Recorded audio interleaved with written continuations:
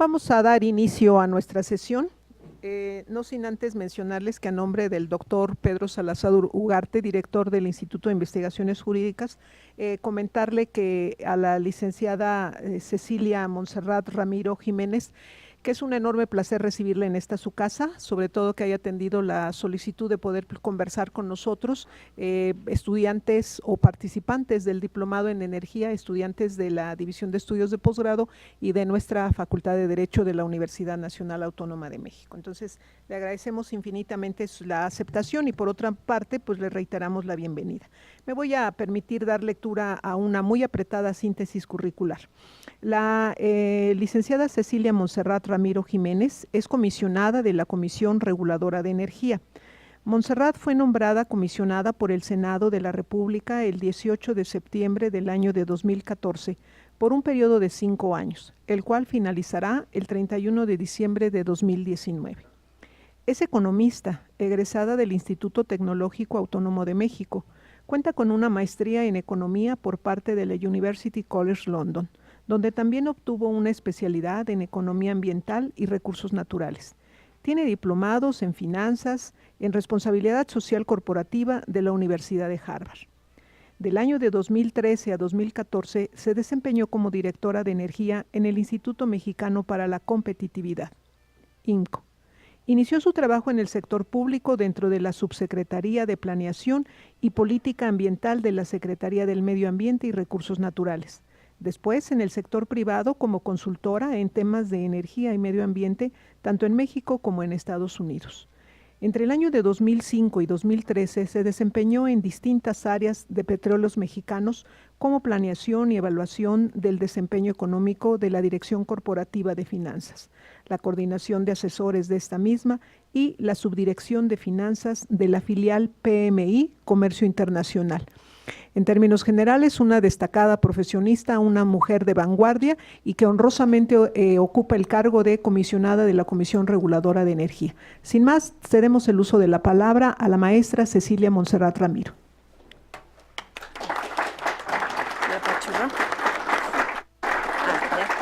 Hola, me siento muy honrada de que tantos hayan venido a escuchar lo que tengo que decir. Muchas gracias. Creo que la mejor manera de abordar el tema es si yo voy hablando y ustedes en cuanto tengan algún comentario o alguna pregunta me lo hagan saber y así hacemos una discusión más dinámica, porque si no me paso normalmente las láminas demasiado rápido y después si lo hacemos hasta el final puede ser que se les olvide que querían preguntar. Entonces, aquí está la cosa, está muy bien. La presentación está dividida en 4 para que entiendan un poco qué voy a explicar. Y creo que es relevante para que entiendan dónde estamos, desde dónde venimos, la reforma y el papel de la CRE en esta reforma. Les hago una aclaración. Yo soy economista y soy muy poco abogada, no he aprendido en mi práctica profesional a hablar en ese sentido, para eso están ustedes. Yo les voy a hablar desde otra perspectiva y no voy a abordar temas necesariamente de la ley, sino un poco lo que la ley nos permite hacer. Entonces, bueno, les hablo del nuevo marco regulatorio y el papel de la CRE en y después, y me parece que es muy relevante, es ¿qué ha estado pasando en los últimos años, meses, en términos de este mercado de petrolíferos? Esa es otra cosa. Les voy a hablar únicamente de los líquidos, como les decimos, que son los combustibles. Y después me gustaría compartir con ustedes algunas de las cosas que siento que son retos y pendientes que tenemos para los próximos años. Bueno, ahora de dónde venimos. Ok. Digamos, para entender el mercado es importante que sepan ¿cómo es la demanda? Es una demanda muy, muy grande. La demanda por combustibles es la segunda mayor. Ha crecido, en ningún lado del mundo ha crecido tanto como en México, solamente Estados Unidos crece de esa manera. Y está dividida, digamos, el uso de los combustibles están divididos, principalmente se utilizan en el sector transporte. Esto incluye los coches privados y demás, pero digamos, el uso primordial de los petrolíferos se da en el sector transporte. Y esto ha ido, si bien es un poco plano en términos del transporte, ha ido creciendo de alguna forma en el sector transporte a lo largo de los últimos años, si bien la demanda está un poco, se ha mantenido más o menos igual. Ahora, en 2015, y esto es importante, la producción nacional de refinación ha caído. Y ha caído lo más importante en términos, me parece que se puede decir que las gasolinas es el rubro que menos ha crecido. Y esto es relevante para poner en contexto el momento en el que estamos. Hay mucha discusión sobre si México debería ser un país que produjera sus combustibles o no, y qué ventajas tiene eso.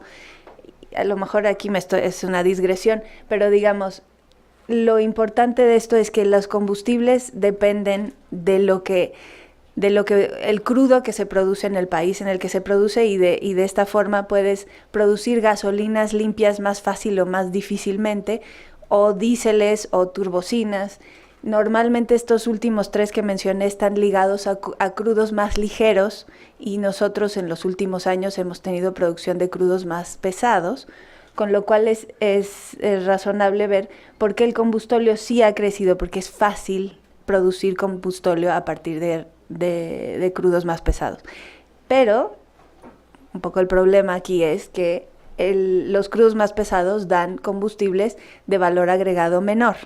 Entonces, si los combustibles los usamos, digamos, si lo que nos preocupa de los combustibles son los consumidores los consumidores y los efectos ambientales de los mismos, evidentemente tenderíamos a querer tener combustibles baratos y más limpios. Y esto, por el tipo de crudos que tiene México en la actualidad, es difícil hacerlo con nuestra propia producción porque tenemos crudos pesados. Entonces, ahí lo voy a dejar, y si quieren después podemos abordar más en este tema. Otra vez, para poner en contexto, una parte muy importante del esquema de los combustibles es la logística. Y yo creo últimamente en los medios, y desde hace un año más o menos, la palabra logística está todo el tiempo ahí. Y a lo que se refiere la logística es simplemente cómo hacer llegar los combustibles a los consumidores de la mejor manera posible, de la manera más barata posible. Desgraciadamente, del lugar en el que venimos, del monopolio del Estado, las refinerías están construidas no necesariamente con un algoritmo de eficientar la logística, sino se construyeron en los lugares que se construyeron por otras dinámicas que muy probablemente son eminentemente políticas. Entonces, digamos, tenemos la localización geográfica de las refinerías que no nos da una logística demasiado eficiente. Yo diría que de hecho es muy poco eficiente. Tienes todo el norte, que además es el norte industrializado y con una demanda importante, pues prácticamente sin refinerías. Y luego les voy a mostrar una lámina de cómo, por ejemplo, la refinería de Salina Cruz abastece de combustible hasta la península de Baja California, lo cual, digamos, son trayectos muy, muy largos y muy costosos que hacen que los combustibles para esa parte sean mucho más caros, digamos, en términos reales, que los combustibles en el centro del país. O, de manera muy práctica, en las costas, ¿no? Las costas son las más baratas de abastecer, porque estamos pegados a una región refinadora que es la más eficiente del mundo, con lo cual traer combustible de la zona del Golfo de México americano a las costas, sobre todo del Golfo de México, pues es muy barato. Y ahí el problema es que no tenemos suficiente infraestructura de almacenamiento para recibir esas gasolinas y poder beneficiarnos de gasolinas más baratas para los consumidores.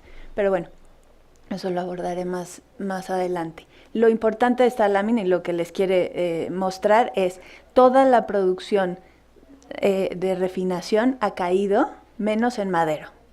Y esto tiene muchas implicaciones, en su mayor parte están en reconfiguraciones o no tenemos los crudos, etcétera. Digamos, la realidad es que la producción de refinación en el país está cayendo. Y como dije anteriormente, la demanda está aumentando. Entonces, esto hace que seamos un importador neto. Esto incluye no solo los combustibles, sino también el crudo, ¿no? Pero digamos, este comportamiento del balance comercial es muy importante. Y este no obedece a ningún tipo de consideración política, sino simplemente el crudo que necesitamos para procesarlo y hacer gasolinas, ya no lo estamos produciendo. Y estamos produciendo crudos pesados que no estamos pudiendo refinar, con lo cual hay que importar gasolinas. E incluso crudos ligeros para que la producción de las refinerías se pueda mantener con las configuraciones que tienen hoy. Porque esa es otra, digamos, las refinerías no pueden procesar lo que sea y cambiarlo rápido y decir, bueno, cámbiamele la receta y me traes con el crudo pesado que sacamos. Digamos, son procesos tecnológicos muy complicados, de mucha inversión, para poder reconfigurar las refinerías para procesar X o Y crudo. Entonces, digamos, por eso el cambio es tan súbito. Dejas de tener el crudo y necesitas rápido que compensarlo con importaciones. Bueno, y como les dije, México es el segundo importador mundial de gasolinas después de Estados Unidos, y el volumen, como pudieron ver, digamos, se infiere de la lámina anterior, está creciendo. Esta presentación se las voy a dejar, entonces no se preocupen, los datos están ahí, yo creo que se las comparten, no hay ningún problema. En diésel, esto es importante y también obedece a este tema del tipo de crudo que procesamos. El diésel es un combustible que crecientemente importamos y digamos el balance comercial ahí se está abriendo, cada vez necesitamos más y cada vez estamos importando más porque cada vez producimos menos. Las turbocinas especialmente, las turbocinas se producen a partir de crudos muy muy ligeros y tienen las especificaciones técnicas de la turbocina evidentemente son súper específicas y súper delicadas de cumplir, porque si no los aviones se caen, ¿no? Entonces, aquí sí no hay manera de decirle, bueno, dame una turbocina más o menos, eso no puede ser. Entonces, por eso este balance también está siendo cada vez mayor, porque necesitamos turbocina en la especificación absolutamente congruente con la norma, ¿no? Y digamos, lo único que ha crecido otra vez, se los conté muy rápido, estoy repitiéndome, son las exportaciones de combustóleo. Sin embargo, y digamos no sin embargo, esto resulta de las centrales de las CFE termoeléctricas cada vez están reconfigurándose para usar gas natural. Entonces, aquellas centrales que usaban combustóleo lo están usando cada vez menos.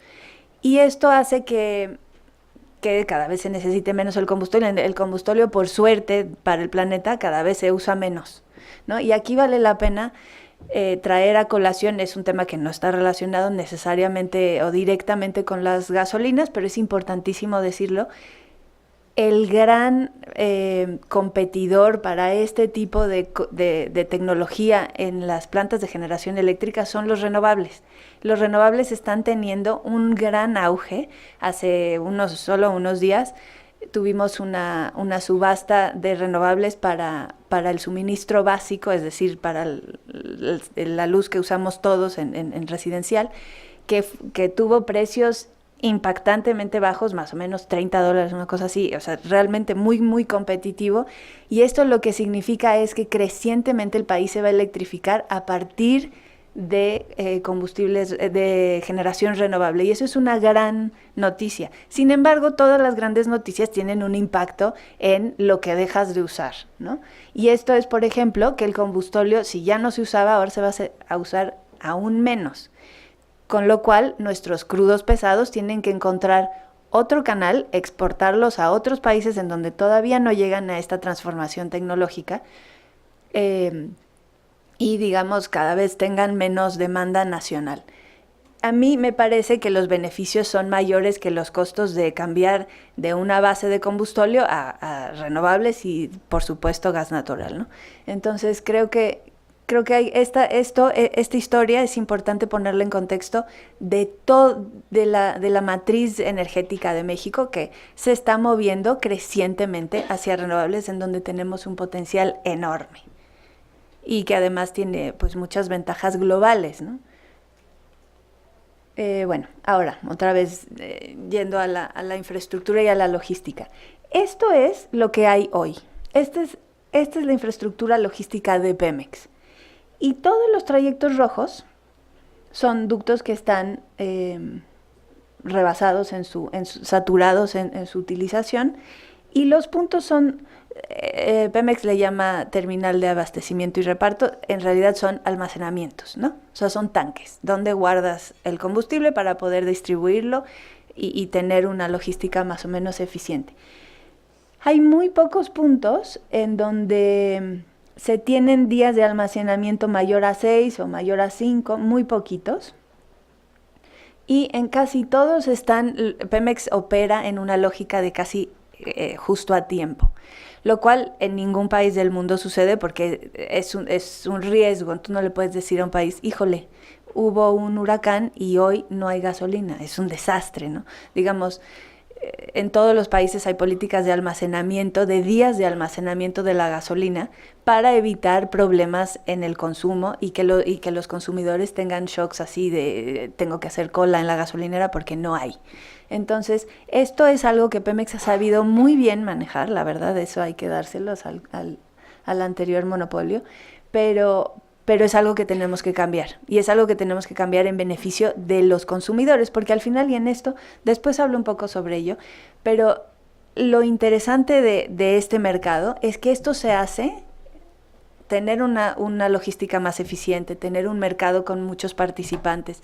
Esto lo que se hace es en beneficio de los consumidores. Realmente no hay ninguna otra razón de buscar fuentes alternativas de combustibles, sino para beneficiar a los usuarios diarios de estas cosas y que eventualmente tengan precios menores y tengan una calidad y un servicio mejores de lo que hoy tenemos. Entonces, digamos, yo creo que la discusión verdaderamente de fondo e interesante en términos de los mercados de combustibles está en la logística y está en la creación de infraestructura. No solo porque es importante para después hacerlo eficiente y de últimas tener beneficios a los consumidores, sino porque además tiene un efecto de PIB instantáneo, ¿no? Por ejemplo, el crudo tiene, digamos, las regalías que puede dar el crudo son proyectos de muy, muy largo plazo. En cambio, la infraestructura de logística sí tiene un efecto sobre la inversión y sobre el crecimiento económico mucho más palpable y de mucho menor plazo. Los proyectos de crudo y que le llamamos de exploración y producción son proyectos a 10 años o más. Estas cosas, los tanques se construyen en 18 meses, los ductos tardarán 2 años, 2 años y medio. Digamos, tenemos que ser más eficientes en la tramitología de los permisos, pero en realidad la infraestructura se construye mucho más rápido. Y eso tiene una derrama económica en las localidades en donde ocurre y hace, digamos, que la economía sea mucho mayor en términos de crecimiento. Entonces, bueno, aquí esta básicamente es para enseñarles cómo hay muy pocos ductos, tenemos muy pocos trayectos. Casi todo el Pacífico lo tenemos sin ductos. Al norte de Zacatecas también tenemos muy poquito. Entonces, no digamos las dos penínsulas, que son centros de consumo. Al menos la península de Yucatán es un centro de consumo importantísimo que le daría una competitividad, por ejemplo, al aeropuerto de Cancún y a toda esa zona, pues regional muy, muy importante, y que hoy no lo tenemos porque la logística de Pemex no estaba construida en ese sentido. Está construida, como se dan cuenta, para poder,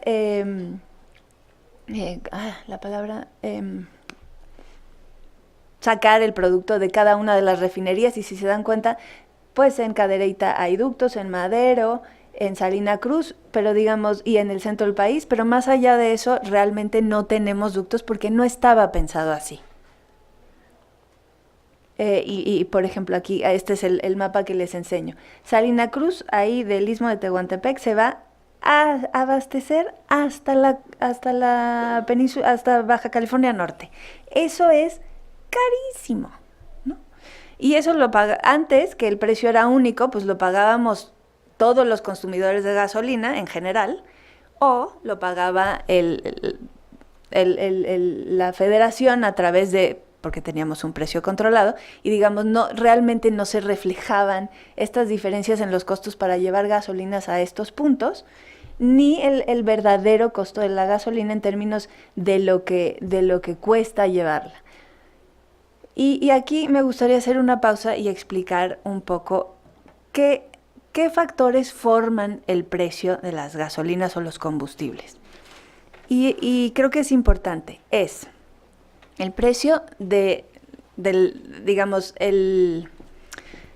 la cotización internacional de la gasolina, que es una, y digamos, esa es muy difícil de mover, y realmente lo único que lo determina son los precios del crudo, porque en general la refinación en el mundo más o menos es un negocio muy de margen, con lo cual el precio es muy parecido en todos lados para refinarlo. Y entonces el factor determinante del precio de la gasolina en el mundo es básicamente el precio del crudo. Y ese también está dado por condiciones, digamos, globales. Luego está el tipo de cambio al cual intercambias estas gasolinas, que en los últimos años hemos tenido subidones y bajadas, ¿no? Porque eso es otro factor que no se controla. Y luego está el costo de la logística. Luego hay uno muy chiquitín que depende de qué tan maduro sea el mercado y se llama, digamos, el margen de comercialización. Pero el margen de comercialización antes estaba dado por Pemex, o normalmente era 6% o 6.5% si tenía su variable de calidad. Y ahora dependerá de la creatividad comercializadora de cada uno de los diferentes competidores en este mercado. Pero en realidad yo creo, y esto es una posición personal, pero tampoco es demasiado personal, creo que es bastante poco original, es que el punto importante para ser competitivo o no en términos del precio de los combustibles está en la logística. Un país con mucha infraestructura de logística es un país en donde los combustibles son más baratos. Digamos, ahí no hay misterio, no hay una controversia. Entre más ductos tengas, entre más almacenamientos tengas, pues vas a llegar más barato a tu consumidor y le vas a poder dar mejores precios para ganarte a ese consumidor en un mercado en donde tienes que competir. Para nosotros, que estamos acostumbrados a toda la vida comprar un solo tipo de combustible, nos parece un poco extraño, ¿no? ¿Por qué tendría que haber competencia en la gasolina? Pues porque probablemente puedas, no solo en términos de precio, sino en calidad o en servicio. ¿Quieres ir rápido a la gasolinera o quieres que la gasolinera te dé, que te limpie el coche, que vayas al baño y esté limpio, que venda cosas que te interesan? No sé, digamos, o que te dé cuestiones como de lealtad, de puntos y baratas, etcétera. Digamos, eso es una parte, pero fundamentalmente lo que le importa a uno es lo que pagas en la bomba. Y lo que pagas en la bomba solo se puede mover realmente y de fondo cuando tienes una logística eficiente atrás. Mientras eso no exista, no vamos a ver ni subidas importantes, esas yo no las espero para nada, pero tampoco bajadas importantes, porque no hay de dónde. No hay cómo lograr llegar con un litro de gasolina o un litro de diésel o un litro de gasolina y diésel, más barato si no es teniendo eficiencias atrás, que es decir, en toda la cadena de la logística. Entonces, si algo me gustaría que se quedaran de esta plática es esta parte, de la importancia de invertir en infraestructura de logística. Y esta les encanta en la CRE, un poco a mí me enerva, pero bueno, digamos, es verdad que además de que nos hace falta infraestructura, tampoco tenemos muchas gasolineras por habitante. especialmente en la Ciudad de México. Y esto es, desde mi punto de vista, una combinación de factores. Una es que como la franquicia de Pemex estaba planeada para no competir, porque así era, digamos, no hay ningún misterio. Cuando tú eras un gasolinero de franquicia de Pemex, un poco lo que te aseguraban era un mercado, ¿no? Y por eso era interesante pagar la franquicia de Pemex, porque no, digamos, había restricciones a cuántos metros podía haber otra gasolinera, y eso lo que sucedía es que le garantizaba al empresario gasolinero una renta, ¿no? Tú te pones ahí y seguro vas a tener clientes porque no vas a tener nadie alrededor que te compita. Ese es el modelo de donde venimos. Entonces, y además, en una ciudad como la nuestra, pues sí, es digamos, un reto convivir con necesitamos más competencia en gasolineras y tenemos zonas urbanas en donde nadie quiere tener un riesgo de tener la gasolinera al lado. Entonces, digamos, ahí hay dos factores por los cuales la Ciudad de México tiene tanta falta de gasolineras por habitante comparado con el resto del mundo. Pero, digamos, esta lámina un poco está pensada para poder después discutir cuánta inversión se va a poder detonar una vez que esto esté funcionando y haya más, digamos, más incentivo a poner una gasolinera no franquicia Pemex. Pero de esta lámina a mí lo que me gustaría que se quedaran es, describe perfectamente de dónde venimos, de un mercado de gasolinas planeado para no competir. No tiene nada de malo porque así era, ¿no? Así estaba pensado, pero de ahí estamos, ¿no? Y eso evidentemente para alguien formado como yo significa que es en detrimento del consumidor, ¿no? Cuando uno no tiene opciones de competencia, quiere decir que no tienes opciones para decidir y eso no te permite obtener los mejores resultados. Ahora, otra vez, un poco resumen. 80% de la infraestructura del almacenamiento está saturada, la red de los poliductos está saturada también y digamos, es vulnerable a variaciones de corto y largo plazo en la oferta, es decir, si no tienes espacio por donde pasar el producto, tú no puedes reaccionar a cambios imagínate, hay el huracán Harvey, ¿no? Si no tienes espacios alternos para pasar gasolina, tienes que forzosamente esperar y comprar gasolinas del mismo punto que normalmente tomabas y esas, por un evento muy específico, puedes decir, ahí están más caras. Pero como no tienes una alternativa, no lo puedes comprar, digamos, ahora lo voy a comprar, en lugar de en el Golfo de México, se lo voy a comprar a, no sé, quien sea del otro lado. No hay esta posibilidad porque no tienes por dónde pasarlo. Por ejemplo, la costa oeste de Estados Unidos, por el tema del shale, está crecientemente teniendo gasolinas más baratas y más limpias, que usualmente o que anteriormente no era una región refinadora importante, pero si Harvey te destrozó Luisiana y Texas, pues a lo mejor hubieras podido comprar en California, pero no puedes porque no tienes cómo meterlo. Entonces no puedes llegar al centro del país de California porque no hay cómo. O te lo puedes traer en pipa y cuesta chorrocientos mil pesos más, ¿no? Entonces, digamos, esto lo que hace es realmente te ata a una sola forma de abastecer un mercado. Y eso necesariamente es más caro. Luego, y ahí un poco se une con el tercer bullet, y es... el mercado mexicano está abastecido por pipas. Las pipas son el método de transporte de combustibles más caro que conocemos.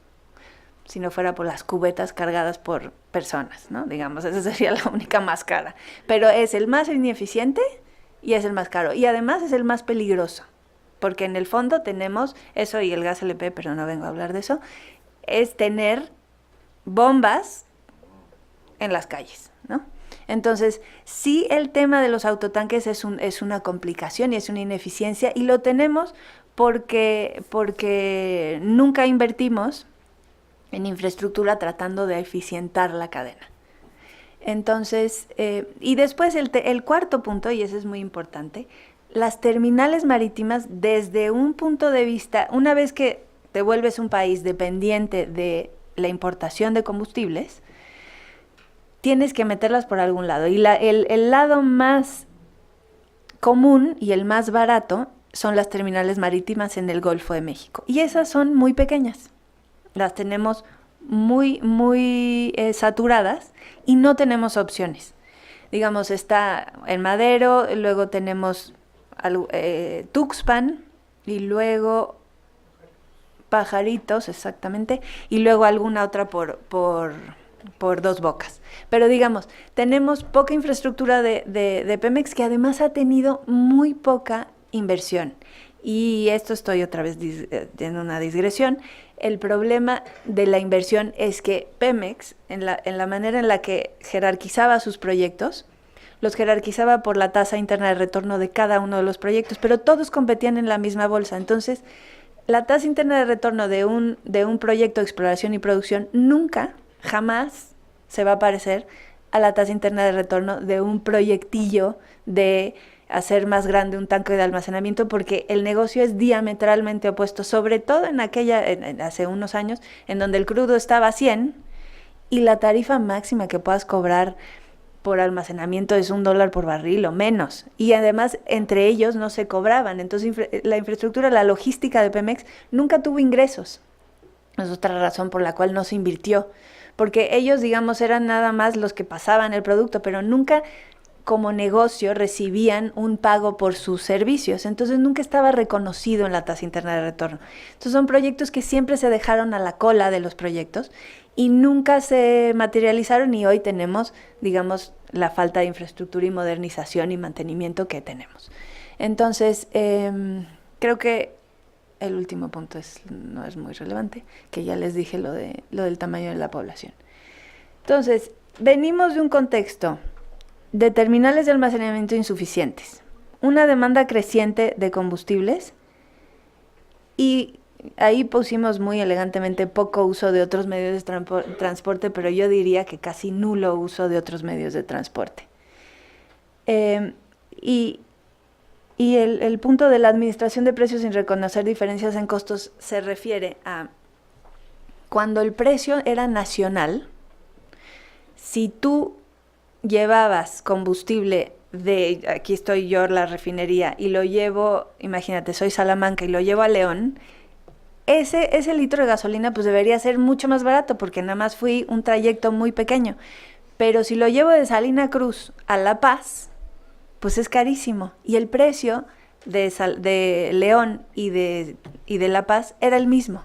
Entonces, en algún lado de todo ese rompecabezas, Pemex perdía muchísimo dinero. Lo sigue perdiendo, pero digamos, esa es la razón por la cual los números de Pemex Refinación también son muy malos. No solo es que eran ineficientes produciendo, sino porque este costo de la ineficiencia de vender en un precio parejo, con distintos costos para llevar el combustible por región, pues lo hacía que perdían muchísimo dinero. Entonces, creo que a lo que nos lleva esto es, evidentemente necesitamos infraestructura nueva, tenemos que importar, y tenemos una gran área de oportunidad en términos de la ineficiencia que tenemos hoy. Y ahora viene qué se puede hacer hoy. Antes teníamos, ya les dije, el precio administrado. Pemex no recuperaba sus costos logísticos y por tanto estábamos subinvertidos en la industria, ¿no? Y aquí el relevante es, yo creo que lo más importante es que México en el 10% tiene 3 días de inventarios, que normalmente es el mínimo que se debería tener en un mercado. Pero digamos, lo relevante es, no se planeó la logística para hacer un mercado eficiente en beneficio de los consumidores y del país.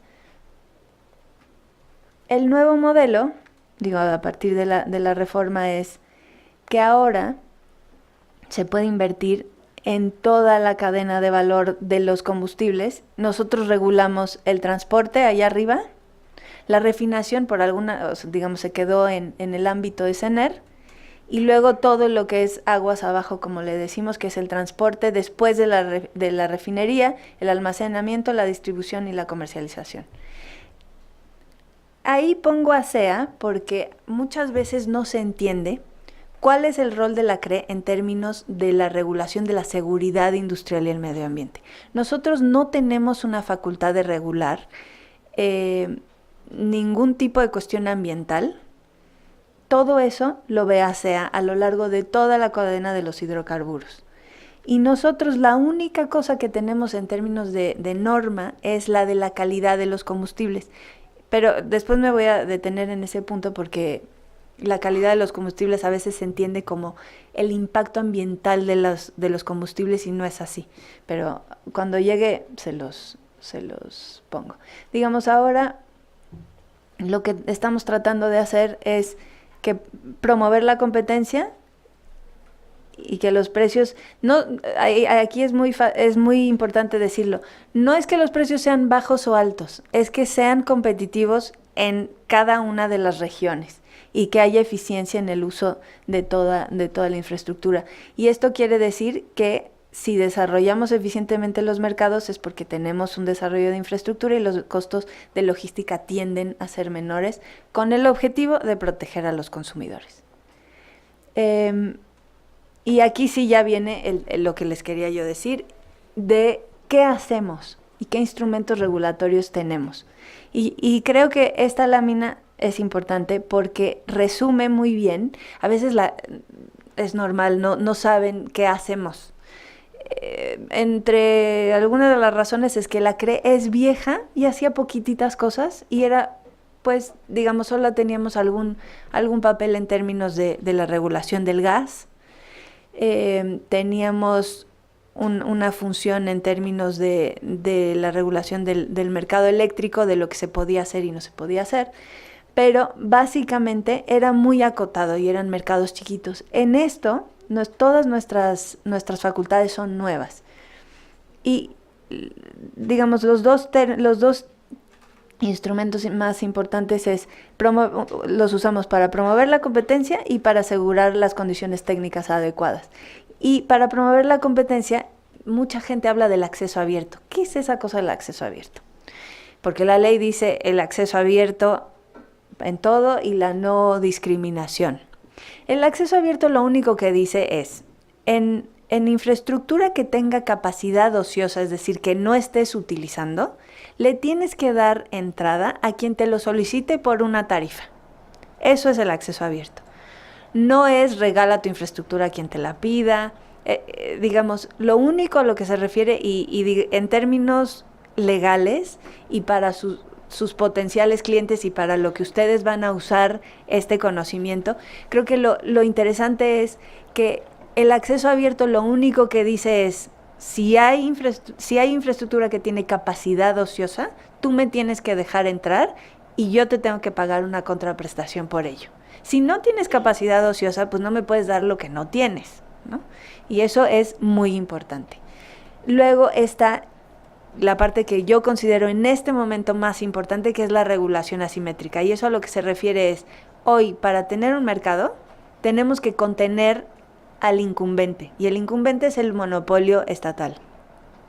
Si nosotros queremos que haya otros jugadores, no tenemos que hacer chiquito a Pemex, lo tenemos que hacer competir.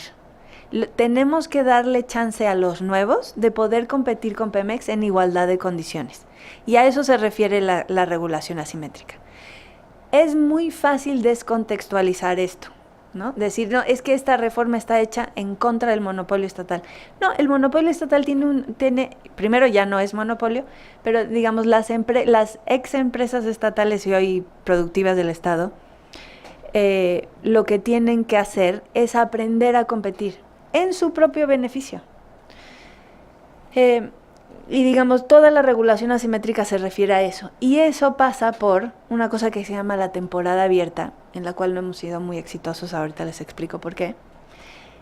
La flexibilización del mercado, que lo único que quiere decir es que los precios sean distintos y se entre regiones y se fijen dependiendo de las condiciones de cada uno de esos mercados. Y que los consumidores y los participantes de estos mercados tengan información de precios. Y en la segunda parte, que es lo de asegurar condiciones técnicas adecuadas, lo único a lo que se refiere es que nosotros tenemos la norma de calidad de combustibles, la NOM 016. Y aquí me detengo otra vez. La NOM 016 no es una norma de emisiones, es una norma en donde se trata de poner la calidad mínima indispensable para poder transportar, almacenar y vender combustible. Y aquí vale la pena también ponerlo en contexto. Como no es una norma de emisiones, no tiene la capacidad o no tiene que tener el peso de ser de que México tenga que comprar los combustibles más limpios sobre la faz de la tierra, porque además eso sería en detrimento de los mexicanos, y les voy a explicar por qué. Las emisiones se regulan a través de los motores. Los motores que usan estas cosas son los que realmente tienen un impacto ambiental. La calidad de los combustibles es importante para que no rompa los motores y, digamos, para que puedas, con el mejor motor posible, tener las menores emisiones posibles. Pero si tú tienes el combustible más limpio del mundo, el más caro del universo, pero tienes un motor que no está regulado y es una porquería, vas a tener las mismas chimeneas, como tenemos con nuestros camiones de diésel, por ejemplo, y solo estás en un lugar peor porque pagaste diésel más caro y no resolviste el problema de las emisiones. Entonces aquí lo que hace falta es una regulación de emisiones de gases de efecto invernadero para que realmente, en conjunto con la calidad mínima del combustible, hagan mancuerna y logremos el objetivo común, que es que tengamos las menores emisiones posibles. Pero no debemos olvidar que en todas las ecuaciones hay un pro y un contra. Si buscamos las menores emisiones posibles, tiene que ser a un costo razonable, porque si no, lo único que estás encareciendo es toda tu economía. Entonces, cuando se le trata de poner a la NOM 016 el peso de dar emisiones más bajas o las más bajas comparadas con otros países, estamos, digamos, poniéndonos nosotros mismos el pie, porque lo que tenemos que regular, además de la calidad de los combustibles, evidentemente no vamos a permitir vender gasolina con plomo, pero digamos, lo realmente interesante y lo que nos va a dar resultados es regular las fuentes que consumen esos combustibles. Y eso es una atribución que no le toca a la CRE, desgraciadamente, y es un tema eminentemente de Semarnat. Y es un pendiente que tenemos como coordinación entre agencias que tienen que ver con energía y medio ambiente, etcétera. Entonces, ahí les dejo eso porque de repente hay mucha desinformación en términos de lo que puede o no hacer la NOM 016 y quise transmitirles o compartirles mi opinión en términos de si no regulamos las emisiones, no importa qué norma tengamos y lo único que haces es que te vuelves un país carísimo. Y no queremos eso, no vale la pena. Bueno, entonces, las temporadas abiertas después las voy a retomar en otra lámina. Y luego administramos los permisos en términos de, damos permisos de transporte, de almacenamiento, de distribución, de comercialización y de expendio. Almacenamiento es un permiso para alguien que quiere cobrar por el servicio de almacenamiento. Distribución es un permiso para alguien que quiere usar el almacenamiento para poder distribuir combustibles y venderlos a los consumidores finales. Comercialización es un híbrido entre, digamos, toma toda la cadena y expendio es únicamente aquel que vende al público. Estos son las gasolineras, por ejemplo, ¿no?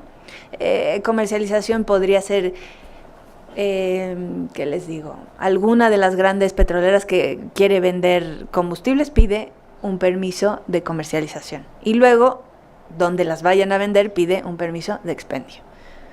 Y si lo van a hacer de manera directa entre donde bajan el combustible de la importación hasta el consumidor final, ese sería distribución.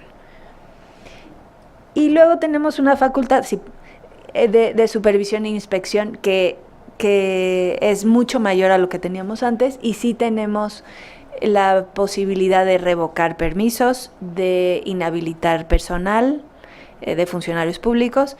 Dígame. Sí, una otorga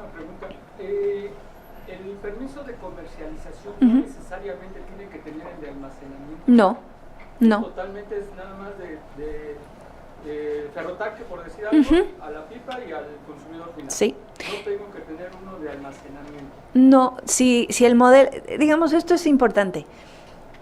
Esto está pensado para para que el regulador no decida por la industria. Si el modelo de negocios de ustedes, imagínense, es yo llego directo del tren a quien me lo va a comprar, pues no necesito almacenamiento. Entonces solo pido uno de comercialización. Si lo que yo hago es me integro y traigo en ferrocarril y vendo en el último punto, entonces soy un distribuidor.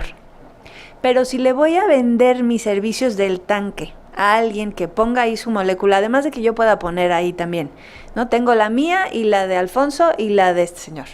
Entonces yo les cobro a Alfonso y a este señor una tarifa que la CRE está enterada de ella, ¿no? Y digamos la regula o la conoce en almacenamiento.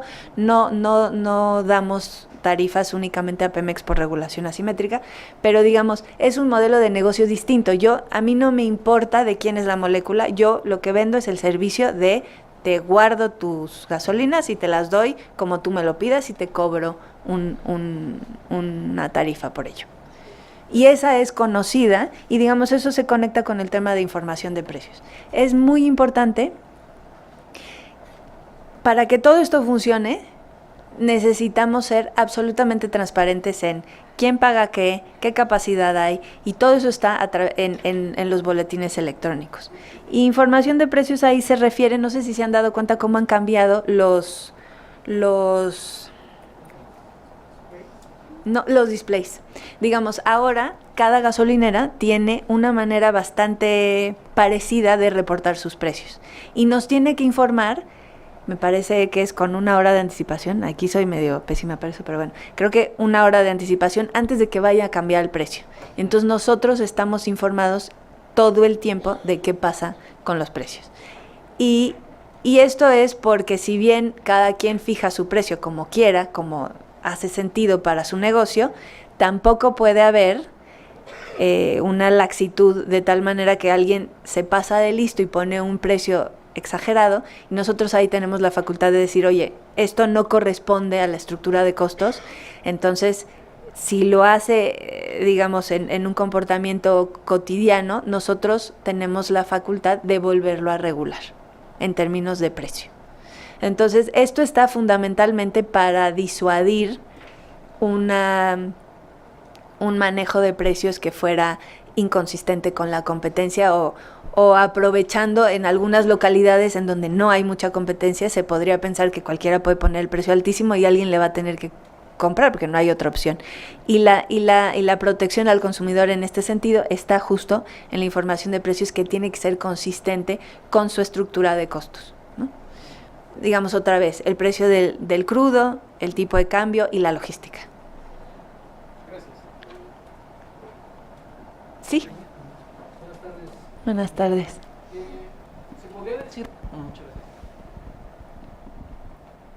¿Se podría decir que una gasolinera debería tener un permiso de expendio y podría también tener un permiso de almacenamiento, o debería tener un permiso de almacenamiento? No, tiene un permiso de expendio y no lo tiene de almacenamiento porque el almacenamiento es mucho más grande. Entonces, podría haber una gasolinera junto a un almacenamiento, pero son negocios distintos. El gasolinero almacena, y aquí Alfonso me va a corregir, el gasolinero almacena, pero lo que necesita para la venta, y no da el servicio de almacenamiento a otros. Entonces, no tiene el permiso de almacenamiento. Alfonso, ¿más o menos es eso? Básicamente, la estructura que vemos en la limitación de permisos, que está regulada en el reglamento. En el reglamento de actividades de título tercero, no sé si se puedan ver que es una figura antimonopolio. Por ejemplo, si yo quiero tener comercialización y soy una empresa Alfonso S.A.S.B., no podría tener una distribución porque caería en la hipótesis que marca la ley, que se llama participación cruzada. Entonces, la participación cruzada está prohibida salvo que la COFESE te dé como el visto bueno de que no vas a tener una práctica monopólica en el sector. Esto es básicamente, yo Shell voy a tener expendio, yo Shell tal, con otro permiso que no tenga ponderancia para hacer monopolio, voy a tener otro tipo de actividad. Básicamente, tú tendrías que tener un permiso para cada cosa teniendo empresas diferentes, no controladas, para evitar monopolios tipo Pemex. Y ahí yo, que veo las cosas desde otro ángulo que el señor del título tercero, lo que quiere decir esto es, mientras tú no tengas una práctica monopólica o quieras manipular los precios, tú me informas que eres el mismo señor o que te sientas en las dos sillas, le das conocimiento a la CRE y a la COFESE y te decimos, ok, va, cuando te vuelvas o si llegaras a tener una preponderancia, en ese momento tenemos la facultad para romperte en dos. O sea, lo que está tratando de disuadir esto no es el negocio, sino la manipulación de los precios en detrimento de los consumidores. Y los elementos son COFESE y la CRE. La CRE en términos de volver a regular el precio y poderte quitar los permisos, y COFESE ellos tienen el mandato de poderte partir en dos, ¿no? Pero, digamos, sí me gustaría que se fueran con la idea de que en este sentido todo se puede. O sea, sí puedes hacer el negocio de distribución y también tener unas gasolineras. Lo único que no vas a poder usar es esa posición para poder cobrar más caro, cuando no corresponde, ¿no? Sí. En el caso de los biocombustibles, en donde pues yo agarro aceite quemado, específicamente en el biodiesel, yo agarro aceite quemado y lo transformo en combustible, ahí ¿en dónde entro? ¿Qué permisos necesito? A ver, el tema de los biocombustibles quedó en un limbo jurídico que en algunos nosotros no regulamos, ¿no?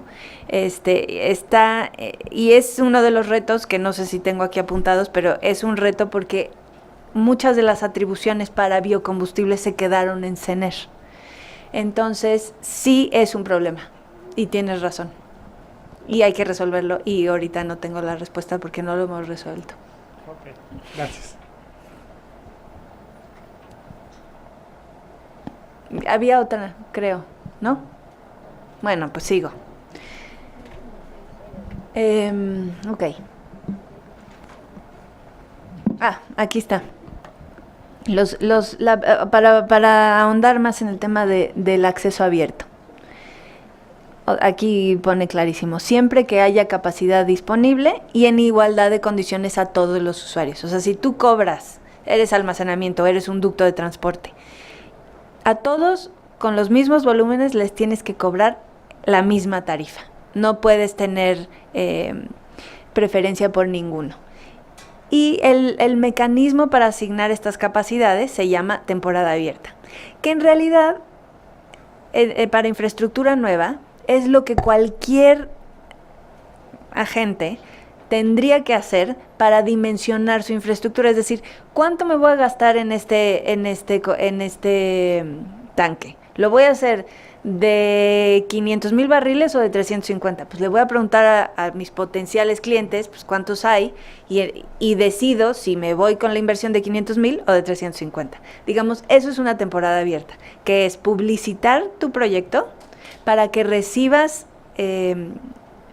ofertas para usar tu proyecto y lo puedas dimensionar a la escala que sea eficiente.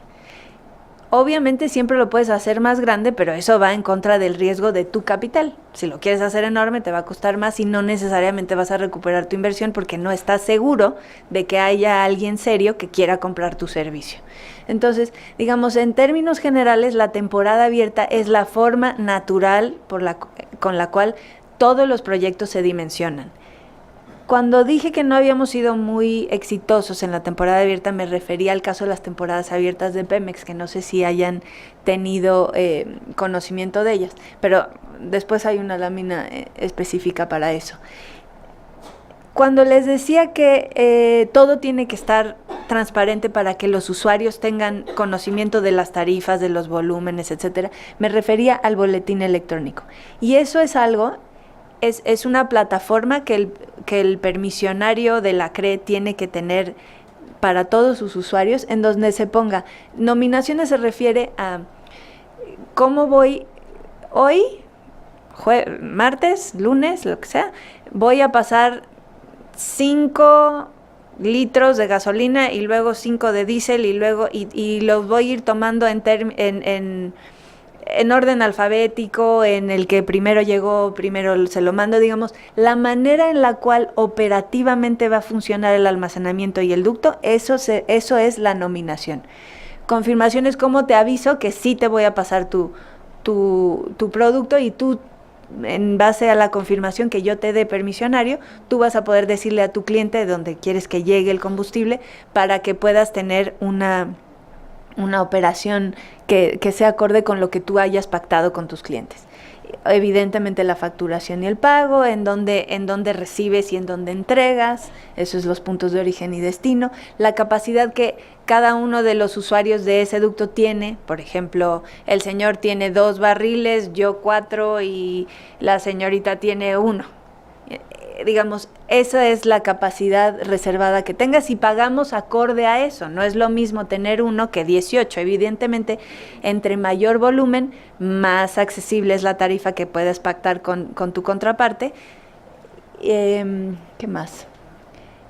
Y digamos, a lo mejor transacciones en el mercado secundario de capacidad se refiere básicamente a hoy no tengo clientes, entonces hoy no voy a pasar producto por tu ducto. Entonces se lo vendo a alguien que tiene que pasar producto por su ducto, y eso es un mercado secundario. Entonces los usuarios pactan no con el permisionario, sino entre sí: te lo presto ahorita y me pagas tanto. Digamos, todas esas cosas tienen que estar registradas en el boletín electrónico.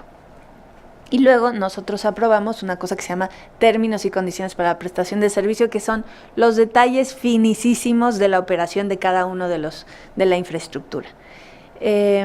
Y nosotros aprobamos las tarifas. En almacenamiento, a diferencia de los ductos, tenemos una regulación acorde con el resto del mundo, que es un poquito, y nosotros le llamamos light, pero digamos, es menos fuerte como regulación económica. Y lo que hacemos es que los términos y condiciones para la prestación del servicio no necesariamente los tienen que trabajar con nosotros, sino se los aprobamos. Digamos, tienen la facilidad de venir con una propuesta, y nosotros, a menos de que sea algo verdaderamente terrible, normalmente vamos a decir que sí. Y lo mismo con la tarifa y los resultados del proceso de la temporada abierta. Entonces, en el caso de la regulación de almacenamiento, los permisionarios tienen la libertad para establecer y pactar las prestaciones que van a tener con sus usuarios. Evidentemente, lo que sí siempre queda es el acceso abierto no indebidamente discriminatorio. Y creo que de esto ya hablé, pero lo que hacemos con la regulación asimétrica es proporcionar un terreno parejo, ¿no? El piso parejo, para que todos puedan participar y realmente se genere un mercado. Y esto, digamos, los 2 puntos más importantes para lograr esto han sido los contratos de comercialización y venta de primera mano de Pemex y la metodología para calcular esos precios. Los contratos de comercialización que Pemex tenía eran y hace muy poquitos días lo cambiamos, eran contratos que privilegiaban a un tipo de distribuidor sobre otro, es decir, un tipo de gasolinero sobre otro. Si usaba las pipas de Pemex, si no las usaba, si tenía infraestructura para guardar combustible o si no. Digamos, era fácil o en el anterior modelo discriminar entre los usuarios de estos contratos. Y la metodología de precios de venta de primera mano tenía algunas deficiencias en términos tenía unos elementos de suavización del precio que no permitían que realmente se pudiera ver en tiempo real cambios en el precio, y estaban construidos del precio de Hacienda, fijado por Hacienda, hacia atrás, en lugar de estar construidos de esto cuesta el crudo, entonces esto cuesta la gasolina, más el costo de transporte, más el costo de almacenamiento, más el margen de comercialización, y en dónde te lo compro, y ese va a ser el precio, ¿no? O sea, digamos, estaba en la lógica anterior de un mercado que estaba controlado y era poco congruente y poco consistente con la nueva, con la lógica que tenemos de competencia. Y entonces, para esto, lo que la CRE aprobó hace también muy poco es un precio de lista único para cada terminal de almacenamiento. Y si te lo venden después de esa terminal de almacenamiento, hay digamos, un catálogo de cuánto cuesta por kilómetro, y entonces ahí calculas cuánto es a lo que tienes que comprarle a Pemex, y todo mundo tiene la misma, compra en las mismas condiciones. ¿Qué más? Bueno, ya dije que ya no está ligado a los precios máximos de Hacienda, entre otras cosas porque además los precios máximos de Hacienda en el próximo fin de mes se terminan. Y entonces cada quien va a fijar su precio. Ligado con esta metodología en donde el precio, nosotros vamos a tener la facultad de revisar los precios que nos informan que están vendiendo y que nosotros tenemos que supervisar que realmente sean a los que están vendiendo, y a partir de eso podamos determinar en qué casos hay abusos. Es decir, si el precio del crudo no ha cambiado, el precio el tipo de cambio se ha mantenido razonablemente estable y el precio de la logística no ha cambiado porque no hay muchos otros proyectos de logística, ¿cómo es, señor gasolinero, que subiste tus precios 20%? Eso no hace sentido, entonces, ¡pam!, vamos y te regulamos el precio. Digamos, para eso está este afán de publicitar los precios y de hacerlos públicos, porque es la única manera en la que realmente nos vamos a hacer de información para poder ver si la liberalización funciona o no funciona.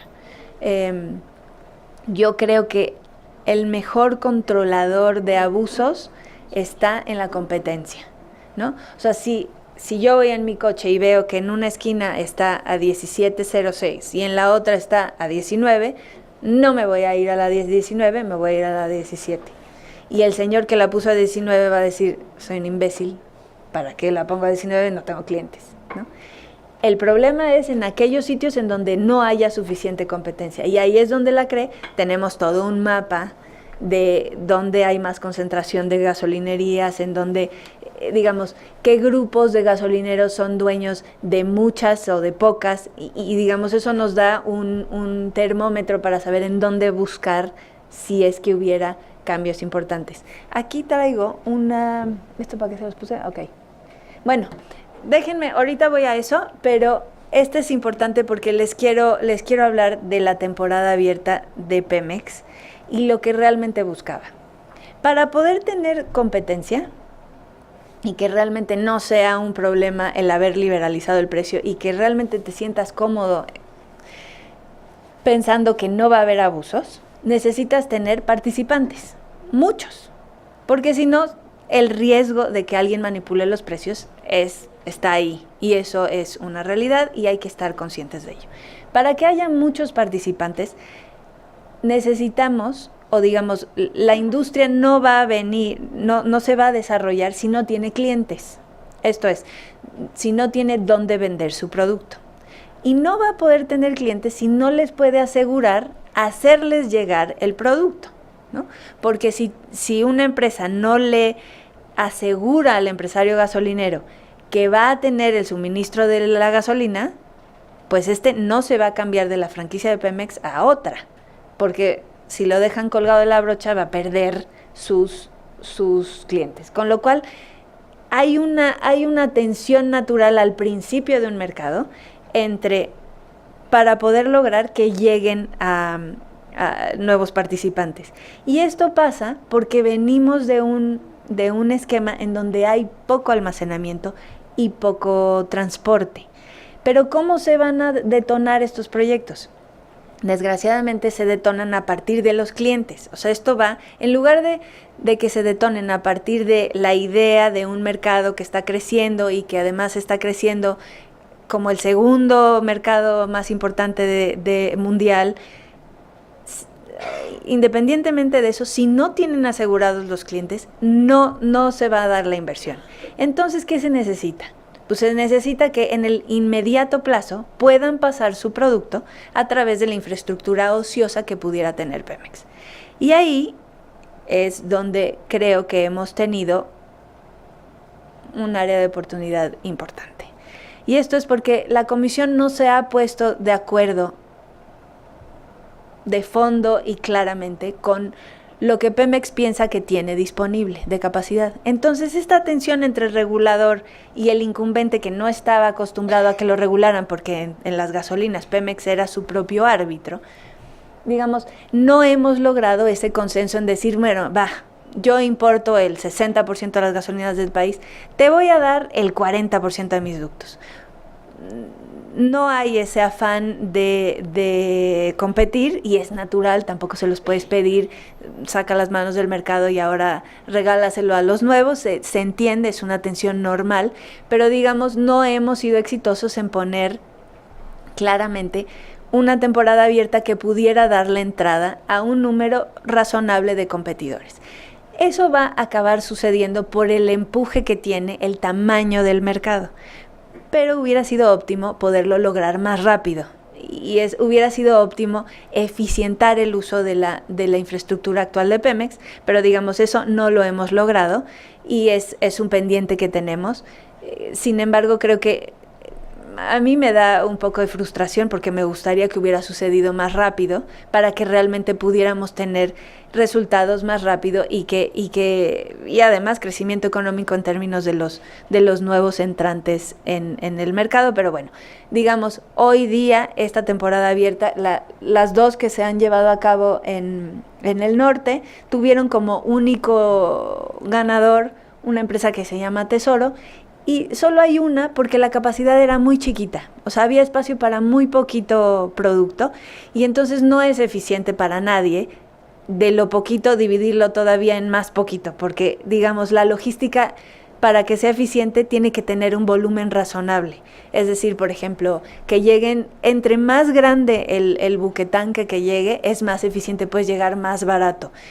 Digamos, es un negocio de volumen, con lo cual este fue un buen ejercicio, yo creo que en términos de las señales a la industria para decirles, Pemex no va a querer jugar contigo, o sea, no pretendas jugar con Pemex al principio porque no quieren competir contigo, entonces realmente lo que debes hacer es empiézate a construir tu propia infraestructura. No hay una señal de precio de la alternativa clarísima, pero creo que lo que esto quiere decir es la señal de precio es altísima porque no hay, ¿no? Cuando algo no hay, pues es carísimo. Con lo cual, yo creo que al final empezamos pues a principios de este año con este ejercicio.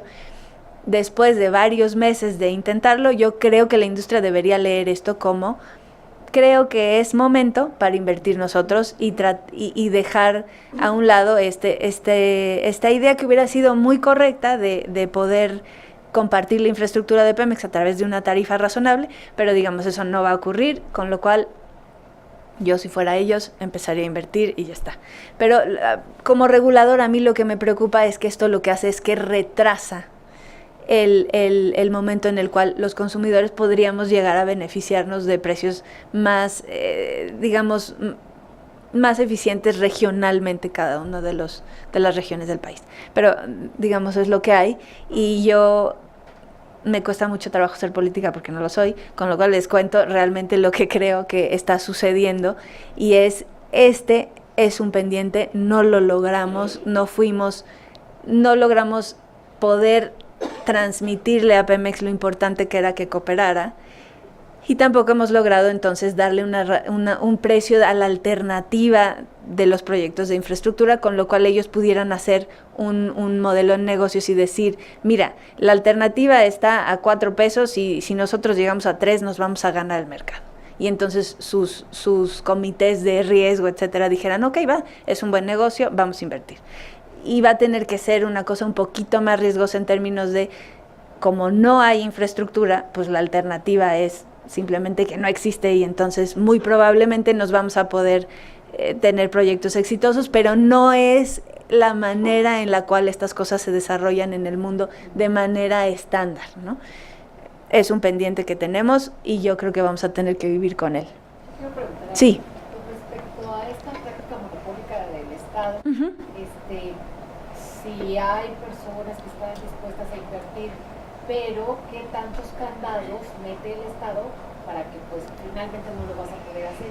¿Y quién está detrás de estas inversiones para auxiliarnos? A ver, esa pregunta es muy relevante y yo creo que resume muy bien, espero poder contestarla de tal manera que resuma muy bien el reto de este mercado. Y es un reto temporal. Yo creo que ya no es el Estado, porque el Estado el Estado somos todos, ¿no? Y deberíamos tratar de hacer cosas que beneficien a todos.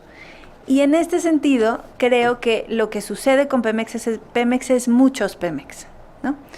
Es una empresa muy complicada en donde y están acostumbrados a hacer las cosas pues de la manera en la que la han venido haciendo. Y no creo que haya el convencimiento de que competir es bueno. Y además de que son profundamente ineficientes. Es la parte de Pemex que más pierde dinero. Entonces, dejar a otros operadores que lo hagan no es algo que va en contra de ellos mismos. De hecho, yo creo que sería dejar de perder dinero en la manera en la que te vas retirando del mercado. O te fuerzas a hacerlo cada vez mejor.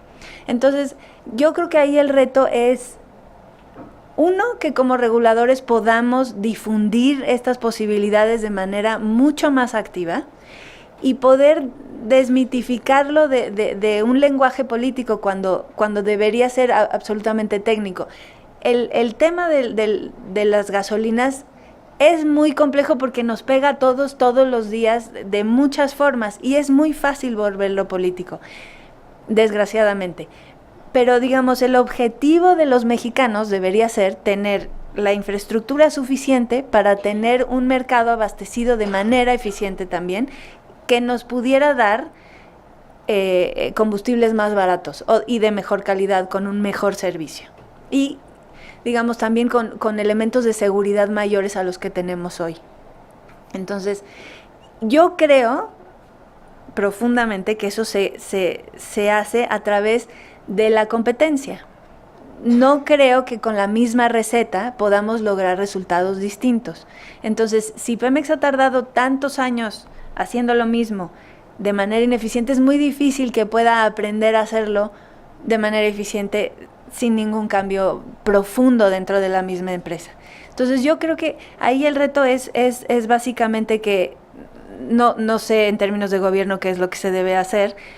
Creo que como reguladores tenemos que ser mucho más claros y difundirlo de manera más activa para que, por ejemplo, los profesionales como ustedes, que eventualmente van a asesorar gente interesada en invertir, les expliquen qué posibilidades hay, cómo se puede hacer y por qué es interesante hacerlo, ¿no? O sea, digamos, la regulación tiene que estar como principal cliente los profesionales que puedan hacer que esto resulte en que la gente que está interesada en invertir en esto lo pueda hacer más y mejor, ¿no? Yo siento que nuestro trabajo como reguladores, en este momento al menos, es un poco de facilitador de que las cosas se den, de que la información fluya, de que la gente tome decisiones con más información y que su trabajo sea más fácil. Es un reto importantísimo, pero yo creo que el camino está por ahí. Lidiar con Pemex es muy complejo y muy difícil como regulador. Son muy fuertes y lo han hecho muchos años de la misma forma. Y el reto también está en que ellos entiendan por qué como negocio resulta conveniente participar con los demás. Por ejemplo, logística tendría que estar abierta a la competencia porque le da lo mismo si se lo paga Pemex Tri, ahora que es refinación, o si se lo paga Total, o si se lo paga Oxxo Gas, ¿no? A ellos les debería dar lo mismo porque es la misma tarifa. Entonces, el problema es que Pemex Logística no se ha asumido como una empresa que debe ser rentable ella. y siguen teniendo esta idea, y es muy lógico porque son muy pocos años, en donde están integrados. Y ese es el gran reto, ¿no? Creo yo. Bueno, continúo. Sí. Quería hacer una pregunta. La corrupción tiene un impacto en el precio de los combustibles, y también si la corrupción ha impedido que el modelo de negocio, tanto de Pemex como de otras empresas que quieren entrar al mercado de los combustibles en México, pueda no funcionar.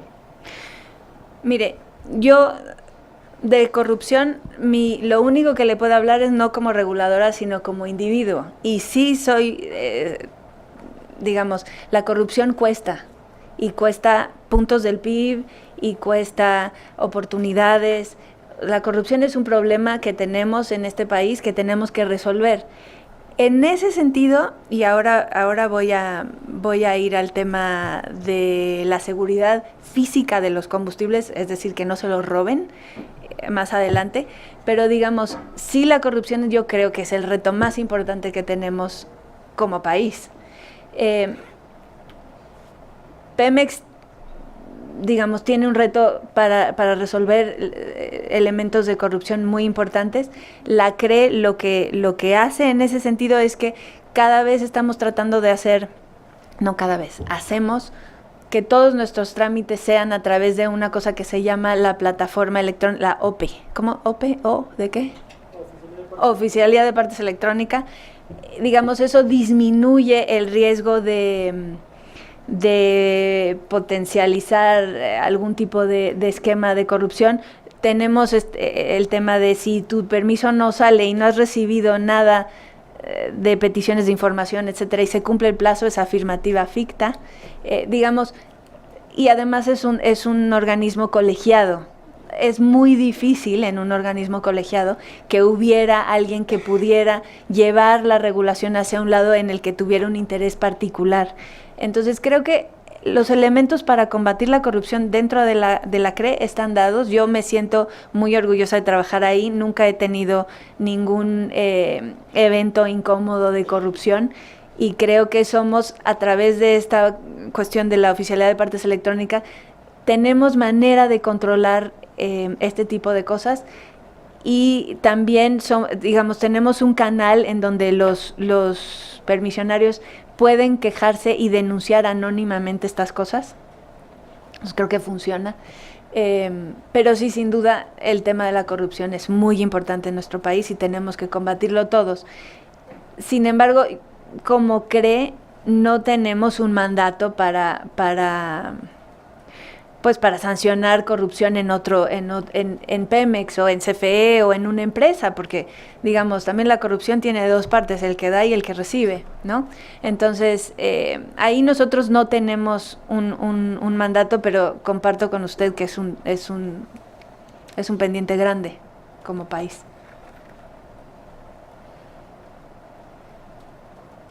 Lo siento que no le di la respuesta que quería. Que ustedes tenían la facultad de sancionar a servidores públicos, si dice que en un caso de corrupción no podría sancionarlos. Pero lo podemos hacer si no cumplen con lo que está establecido en nuestra ley. Digamos, por ejemplo, no le dan acceso a la terminal a una pipa que no sea del sindicato. Y si desgraciadamente estas cosas desgraciadamente lo estoy diciendo con ustedes, se tienen que documentar. Porque mucha gente viene y nos cuenta unas historias, usted no sabe, de terror, y vienen en audiencia, y además nosotros, otra cosa es que tenemos prohibido el intercambio personal con gente participante de la industria. Entonces vienen en una figura que se llama audiencia, y entonces tenemos que estar al menos 2 comisionados, y esto se pide en la página, y a veces somos un poco tardones para recibirlos, pero digamos, es parte fundamental de nuestro trabajo. Y ahí es donde nos damos cuenta cómo estas cosas tienen que mejorar, hacia dónde se tienen que mover, porque uno piensa que lo está haciendo muy bien y de repente te das contra la pared y te dicen, oye, es que esto no solo no me ayuda, me está entorpeciendo. Y entonces hemos sido espero, y al menos ese es mi afán diario, cambiar las cosas que no están funcionando. Y eso lo hacemos a través de la figura de la audiencia. Sin embargo, nuestros nuevos dientes en términos de inhabilitar y sancionar funcionarios públicos tienen la limitación de que tenemos que tener pruebas. Y muchas veces estas cosas de no te voy a dejar entrar a la tarde, o fórmate, o ¿sabes qué? Tú ibas a recibir en Salamanca, vete a Tuxpan. Es un dineral y se los hacen, pero no lo tenemos documentado. Entonces, un poco el discurso de siempre en las audiencias es, te escucho, de verdad es que te entiendo y te quiero ayudar, tráeme un email, algo, para que nosotros podamos sancionar. Y digamos, ese es el gran reto. ¿Cómo haces que esta tensión entre lo que conoces, pero no tienes pruebas, contra el miedo que le da al permisionario pelearse con la cocinera, digamos, al final del día, todo se arregla teniendo más cocineros, porque te vas a otra cocina? El problema es que hoy están atados a la única cocina que es Pemex. Y en Pemex, otra vez, hay muchos Pemex y hay muchos intereses personales que son. Entonces, y que hay que ir combatiendo, y yo creo que la manera más sana es a través de la competencia. Pero nosotros estamos atados de manos en términos del regulador a cuestiones que tengan pruebas. Y en eso estamos, y es un reto mayúsculo, ¿no? Sí. Bueno, yo creo que aquí yo veo dos riesgos importantes. El primero, que Pemex día a día está con menos producción y que va a dejar tanques de almacenamiento liberados. Ok. Sí. ¿Y quiénes van a llegar a estos tanques? Los monstruos, que puede ser que pueda llegar a contratar ese alquiler de ese tanque por la falta de infraestructura nacional que tenemos de almacenamiento. Entonces, los pequeñitos tratan de generar centros de almacenamiento y dice, bueno, me traigo yo un buque de 20 millones de litros. Pues sí, es lo único que vas a poder cargar, mientras que el monstruo va a generar una infraestructura, sobre todo en el área de Quintana Roo, donde no existe, van a generar grandes centros de almacenamiento donde solamente esos monstruos van a poder tener ese capital para generar ese gran centro. Y el negocio va a quedar en dos partes, en los monstruos y en Pemex con los monstruos. Sí, porque entonces los pequeñitos van a hacerse a un lado y no van a poder competir, porque el volumen, como bien dijo usted, doctora, el volumen que se maneja, este negocio es centavero, y el volumen es lo que lo hace millonario. Correcto. Esa es la parte que yo veo de riesgo a futuro. Sí, y lo comparto, ese es el riesgo. Y la manera que tenemos de controlarlo es a través de la mancuerna que podemos hacer con COFESE. Y está en la ley. COFESE está, a veces hay quien dice que demasiado nombrada en nuestras atribuciones, pero yo creo que es una buena mancuerna, porque es la única forma que realmente tenemos para hacerle frente a ese fenómeno que evidentemente está presente. Ese es un riesgo. Creo que lo que, digamos, hacia donde podemos ir y que es una buena alternativa es el servicio de almacenamiento puro, en donde se construye infraestructura independientemente de quién la usa. Digamos, no puedes usar el componente de almacenamiento para manipular el precio final, porque te da lo mismo quién da, digamos, tú no vendes, entonces no tienes un interés en que el precio final sea de una forma o de la otra. Claro. Pero sí es un riesgo importante. Y es un riesgo que vamos a tener que atacar a través de la mancuerna que hagamos con COFESE. Sí, yo creo que aquí podría ser el volumen de capacidades que pongan en los centros de almacenamiento. Una empresa, un monstruo de estos que llegue, ¿no? Un Shell, un Puma. O también hay monstruos locales. Sí, también. Mexicanos. También, sí. Que son, bueno, ya para qué digo, son gente que está en el medio, ¿no? Sí. Que ha reunido bastante capital durante todos los años, y bueno, ahora que se abrió esta parte de la liberación, pues ya están haciendo sus grandes centros, nada más que, bueno, esa es la parte que yo pienso que se puede ir generando para evitar esos grandes centros de almacenamiento para una sola empresa, ¿no? Correcto. En la península de Yucatán, nada más para ahondar en ese tema, me preocupa un poco menos, porque como hay mucho litoral, digamos, en progreso y demás, puedes llegar a otros puntos costeros, más o menos al mismo precio y no necesariamente usando la infraestructura que está ahí. Puedes llegar a centros de consumo más o menos fácil Medios, ¿no? en ese lugar. El problema, yo creo, grave está en el centro del país. O sea, llegar ahí va a ser un reto y ahí vamos a tener que tener mucha competencia y estar muy pendientes de los precios y de la integración vertical de las empresas que inviertan. Ahí vamos a tener que tener una lupa muy, muy importante. Sí, gracias. Pero sí, coincido con usted. Gracias. Bueno, ¿le sigo? Sí, ¿no? Va. Ok. El sistema de Guaymas, bueno, digamos es el mismo. Y esta es el tema de los precios. Normalmente, digamos, en el título tercero estaba lo del calendario. No sé. En alguna de las leyes estaba que el calendario iba a ser así.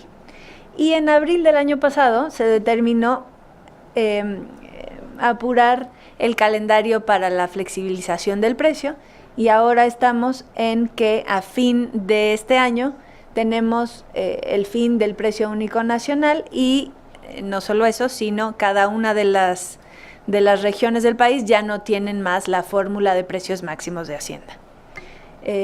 Y los precios se determinan bajo condiciones de mercado. Yo no anticipo ningún movimiento importante de los precios hasta que tengamos infraestructura nueva. No hay manera de realmente tener un impacto de precios si no tenemos infraestructura nueva. Vamos a seguir teniendo más o menos como hasta ahora, y creo que acá hay una lámina de los precios, no. Bueno, vamos a tener precios muy parejitos, muy poco discriminados, porque no hay cómo.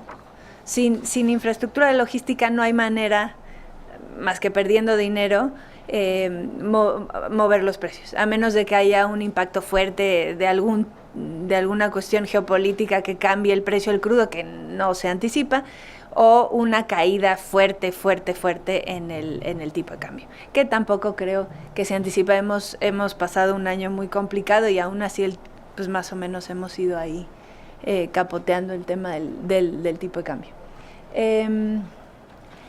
Y aquí esta es para explicarles cómo está ligado o cómo estaba esto era lo que hubiera sido el óptimo.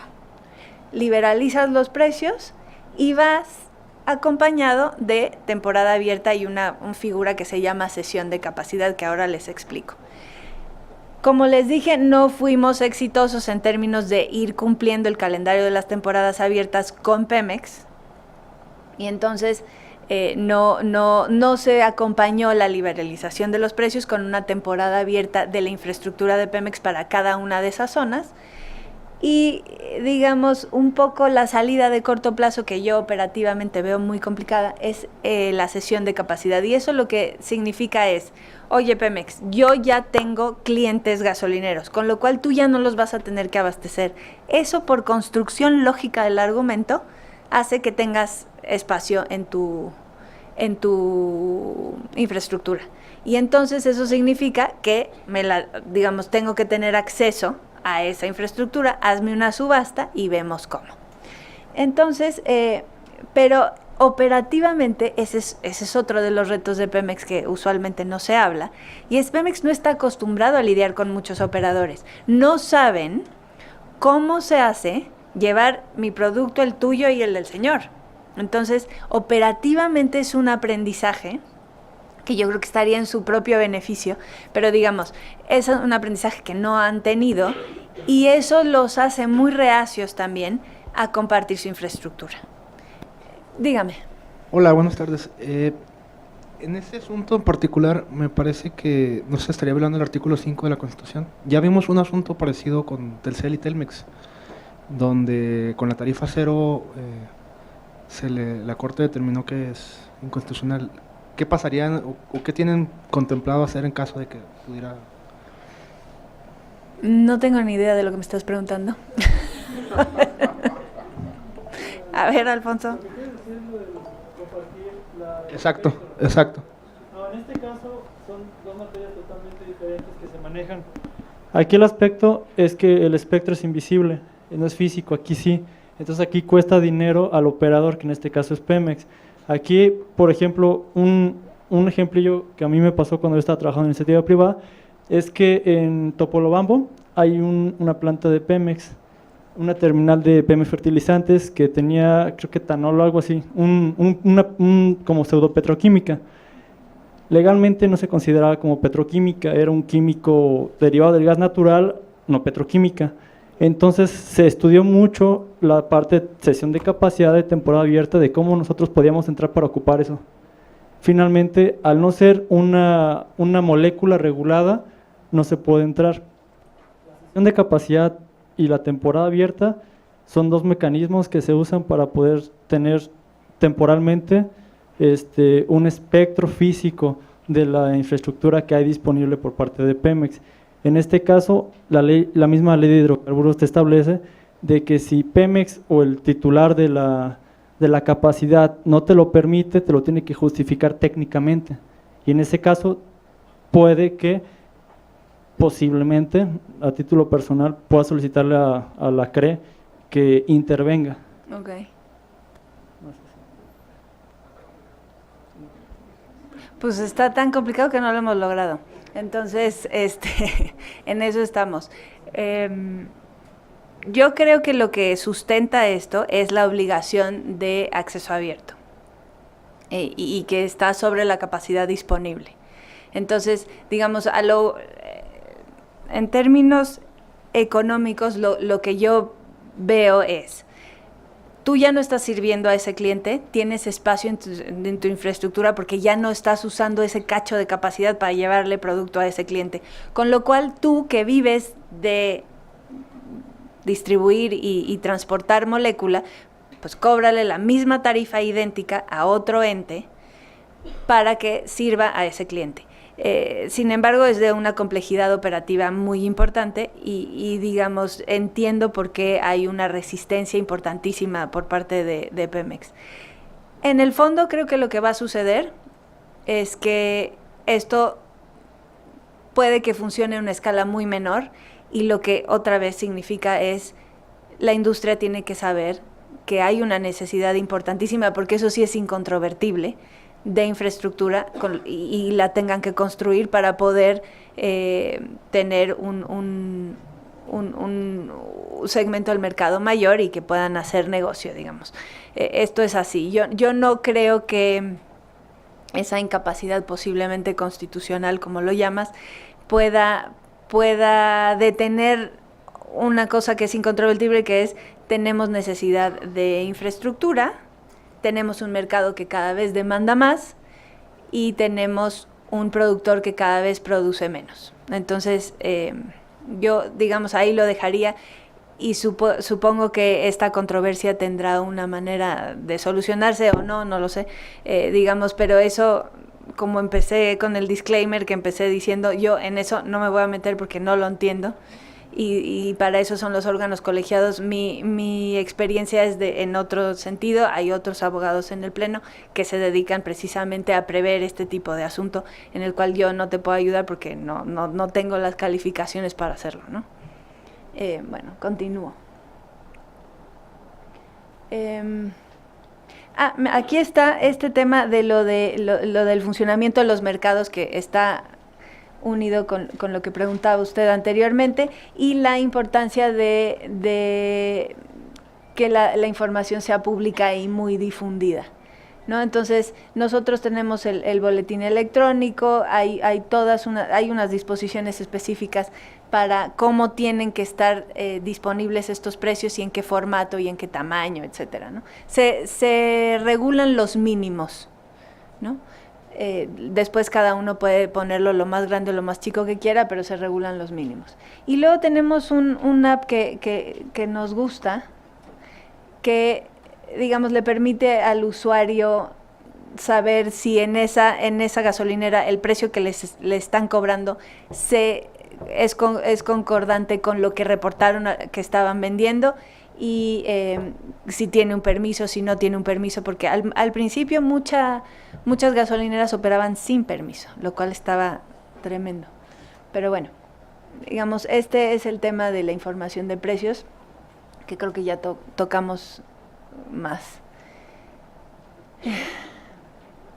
Esto es el tema de lo de la NOM 016, si no les importa, para que ya no seamos muy aburridos, me lo voy a saltar. Ya hablamos de esto, realmente lo que regula no es las emisiones, sino la calidad del combustible mínima indispensable para que un motor pueda funcionar.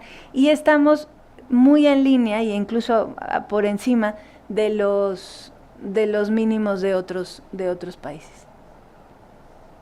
Y ahora creo que vamos a los retos. Y yo creo que ya me estoy repitiendo muchísimo. Los retos están en infraestructura,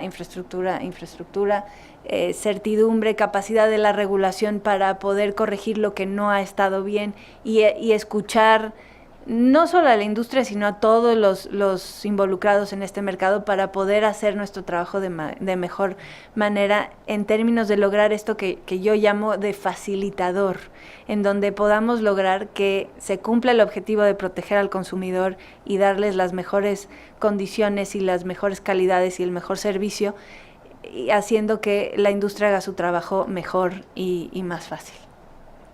La industria siendo incluso Pemex, ¿no? Claramente. Hemos dado muchísimos permisos en comercialización y expendio, pero digamos, esas cosas son importantes de números. ¿Ya me tengo que ir? Bueno, ya me pasa el tiempo.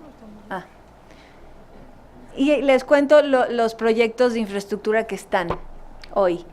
El de arriba, el de Dos Águilas y Howard, eso es un ducto que une Corpus Christi con Monterrey y ese ya está en construcción. Luego hay 3 proyectos para unir Tuxpan hacia el centro de la República, Tula, Azcapotzalco, etcétera. Y hay un ducto que va a la terminal de Burgos. Evidentemente hacen falta mucho más. Y una posibilidad, y aquí otra vez queda muy patente el tema de interdisciplina con todos los jugadores en el sector. El tema de los ferrocarriles puede ser una muy buena alternativa a las pipas. Sin embargo, en nuestro país hay principalmente, me parece que 3 grandes permisionarios de transporte por ferrocarril y son de alguna manera monopolios regionales. Nosotros no regulamos la tarifa de transporte de los ferrocarriles. Ese es algo en lo que nos vamos a tener que coordinar con SCT para que no haya abusos en términos de la tarifa que cobra el ferrocarril, porque entonces le bajas a la productividad que puedas tener en un método de transporte más seguro, más rápido que la alternativa de las pipas. Digamos, estos proyectos son muy interesantes, llegan directo a áreas de consumo, llegan razonablemente barato. Creo que los ductos son 10 veces más baratos que las pipas y los ferrocarriles son 8 veces más baratos que las pipas en promedio y en general. Sin embargo, un tema que hay que ponerle especial atención es este de los monopolios regionales de Ferromex, Kansas y Ferrosur, en donde tenemos que estar muy pendientes de que no haya un manejo de la tarifa de transporte tal que no nos podamos beneficiar de este método de transporte que es muy eficiente, ¿no? Los proyectos en azul son proyectos que ya tienen los permisos y los en verde son los que ya están construyéndose. Y digamos, todos estos más o menos suman 1.2 mil millones de dólares de infraestructura. Están basados, estas cifras no son estimaciones nuestras, son estimaciones de lo que los permisionarios presentan como caso de negocio para que les demos el permiso. Yo creo que estos son techos de inversión.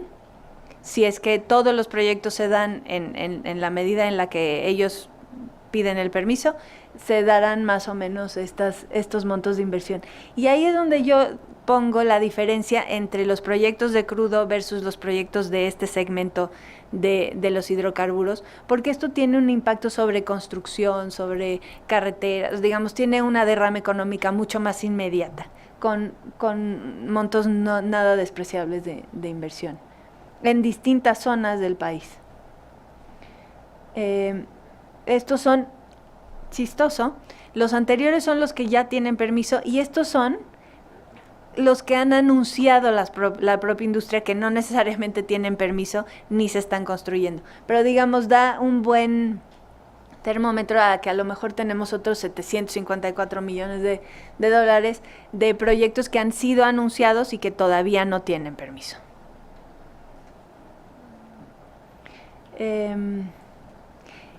Esta es importante porque son las marcas que hoy están en México, pero ninguna de estas trae combustible suyo. Todas estas venden combustible de Pemex. Entonces, y ahí es donde se tiene que compaginar el afán de estas empresas por ganar mercado con la necesidad de infraestructura para que estas empresas puedan traer combustible de manera distinta a lo que lo hace Pemex. Y ahí va a estar el éxito o no de este segmento. Si no logramos que estas empresas, unas mexicanas y otras que son grandes productores de gasolinas en el mundo, si no logramos que ellos traigan molécula distinta a Pemex, no vamos a potenciar el efecto que pueda tener sobre la economía y sobre los consumidores. Y eso necesariamente pasa por la infraestructura que estos individuos puedan tener para pasar su producto. Y digamos, aquí otra vez está en términos de inversión, si se duplicaran o no el número de estaciones de servicio. Yo creo que eso va a estar dado a mí me preocupa menos que se dupliquen las estaciones de servicio y mucho más que puedan llegar a las estaciones de servicio con nueva infraestructura de logística. Digamos, creo que es mucho más relevante que pongamos el foco en eso y menos en si construimos más o menos gasolineras, porque lo que interesa es que realmente vengan con un canal de distribución distinto y una infraestructura de logística nueva. Y acá les pongo los retos que yo veo. Una es alzas de precios ante la liberalización. Eso es un miedo y un reto que hay que contener. Yo personalmente creo que no es no tiene una probabilidad alta de que esto suceda, y ahorita les explico por qué. Otro tema importantísimo y que le hemos dedicado muy poquito tiempo hoy es el robo de los combustibles, y otro es el posible quién gana las elecciones y qué ambiente político hay después de las elecciones del año que entra. Esta era la que les decía de que los precios fluctuarán de acuerdo a los movimientos del mercado, del precio del crudo y del tipo de cambio. O sea, digamos, se compone más o menos así. Y no hemos tenido cambios muy importantes, si se fijan, entre distintas zonas, y tampoco a lo largo del tiempo. A lo largo del tiempo va a venir acá. A ver, no tenemos esa. Ok, ya me apuro rapidísimo. Y sí, los últimos 10 minutos los quiero dedicar al tema del robo de combustibles. La CRE tiene una posibilidad de atacar el robo de combustibles a través de un sistema de registro de transacciones comerciales. Esto es, hoy día, cada vez que cambia de manos el combustible, no sabemos cuánto recibió el que vendió, cuánto entregó, y el que recibió cuánto recibió. Entonces, no hay una plataforma comúnmente conocida para tener un registro de todas las transacciones comerciales, desde que lo importas o lo produces hasta que lo vendes en la gasolinera. Y eso ese es un espacio de mejora importantísimo. yo creo que las grandes cantidades de combustible robado se tienen que vender en algún sitio que no sea necesariamente en las carreteras, porque los volúmenes son absurdamente altos. Con lo cual, creo que hay y además es de todos conocido, hay una posibilidad muy importante de que todos nosotros hayamos consumido combustible robado pensando que no lo es, ¿no? Entonces, y creo que una manera de atacarlo, y este es un problema que no se va a arreglar con una sola herramienta, es un problema de Estado, es una cosa muy profundamente complicada, pero un elemento para poderlo resolver y que sin duda sin él no se va a poder avanzar es el tema de llevar un control de las transacciones comerciales desde que se produce hasta que se consume o se importa hasta que se consume, absolutamente puntilloso y transparente. Y ese es el CIRETRAC, que es una facultad de la CRE y que es una plataforma electrónica que vamos a tener operando a partir del año que entra. Y luego hay distintas posibilidades. El marcaje, hay países en los que ha funcionado bien. El problema que yo le veo al marcaje es que es muy caro, es difícil de monitorear y digamos, ninguna de estas cosas le da una seguridad absoluta a que vamos a dejar de tener un problema de robo de combustibles, porque creo que es un problema que trasciende al segmento de los combustibles per se. Es un problema que tiene que ver con las distintas autoridades que están involucradas. El CIRETRAC le va a dar información a Hacienda en términos fiscales, o sea, a ti te reportan una factura que tiene que ser totalmente consistente con lo que compraste y te fue entregado. La PGR tiene que actuar cuando esto no suceda, Profeco tiene que estar también muy pendiente y sin duda la COFESE también. La COFESE está a lo largo de todas nuestras atribuciones. Y creo que, digamos, la parte de abajo, el cintillo de abajo es importante para saber. Tú haces una solicitud de producto y se registra en el portal, el vendedor acepta o rechaza esa solicitud, los propietarios o los almacenadores tienen que checar que esos volúmenes sean consistentes y cuando son recibidos en el último punto de la cadena, que es la gasolinera, tiene que el volumen haber checado todo hacia atrás. Y en el momento en el que esto no suceda, nosotros, como la PGR y Hacienda, tienen que intervenir para que realmente podamos empezar a enfrentar este problema, ¿no? Y digamos, el tema del nuevo presidente trasciende mis facultades, pero lo único que me gustaría dejar es que yo creo que quitarle posibilidades a los consumidores nunca ha sido popular. Entonces, en la medida en la que este mercado le da o le pueda dar mejores condiciones a los consumidores en términos de calidad, de servicio y de precio, va a ser muy poco popular quitárselos, ¿no? También el momento en términos de lo que se necesitó en el legislativo para cambiar las leyes fue único.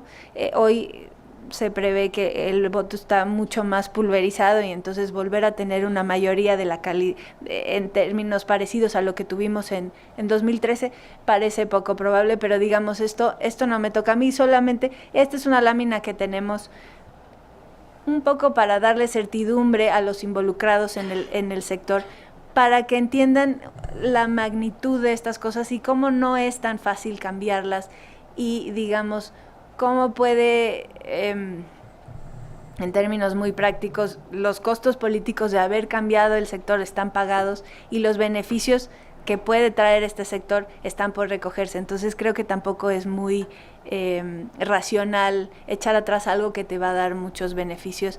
Y lo último y lo más importante es que volver al esquema anterior no nos va a alcanzar como país.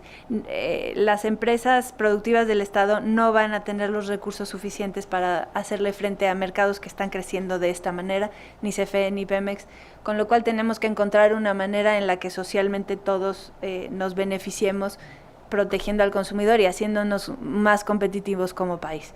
Yo creo que ahí lo dejo. Pues muchísimas gracias, comisionada.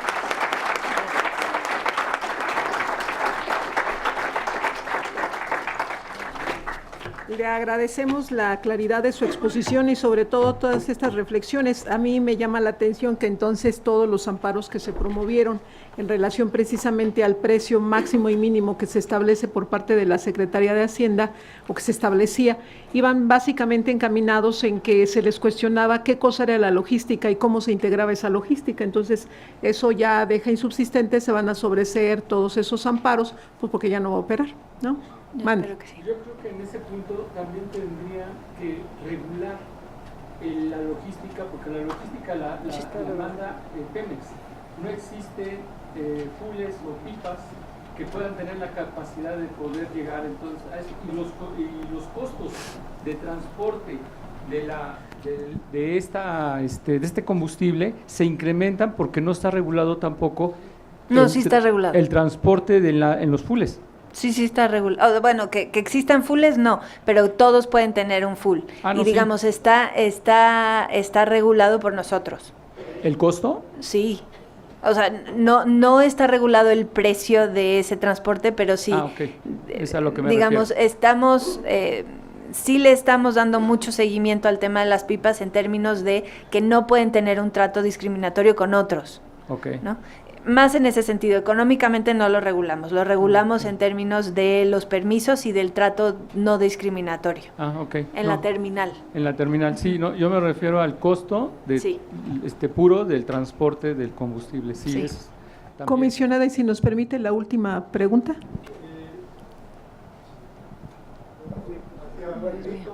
No te preocupes. Quisiera saber su opinión respecto a si casos como los escándalos de Odebrecht tienen algún impacto en la competencia del petróleo. Por suerte, en la CRE no hubo ningún escándalo de Odebrecht y yo creo que todos esos escándalos tienen un impacto en el país. Yo no estoy capacitada para hablar de Odebrecht en específico porque no he tenido ninguna relación con el caso y yo creo que ese caso no tiene una relación con la CRE, pero bueno, claramente todas estas cosas tienen un impacto negativo sobre el desempeño de la economía, ¿no? Sí. Y de la industria petrolera. Por supuesto.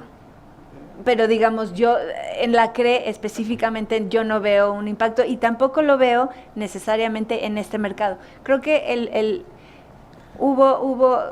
escándalo involucra alguna refinería y temas más específicos de Pemex, pero no necesariamente del mercado en general, porque pues en ese entonces no había mercado de gasolinas, ¿no? Pues agradecerle únicamente, maestra Cecilia Montserrat Ramiro Jiménez, el hecho de que dentro de su agenda tan complicada nos haya hecho el favor de abrir un espacio para venir esta tarde a platicarnos sobre los retos en el mercado de combustible en México. A nombre del Instituto de Investigaciones Jurídicas de la Universidad Nacional Autónoma de México y en particular del doctor Pedro Salazar Ugarte, director de esta institución, le agradecemos y le otorgamos el presente reconocimiento. Muchísimas gracias. Gracias.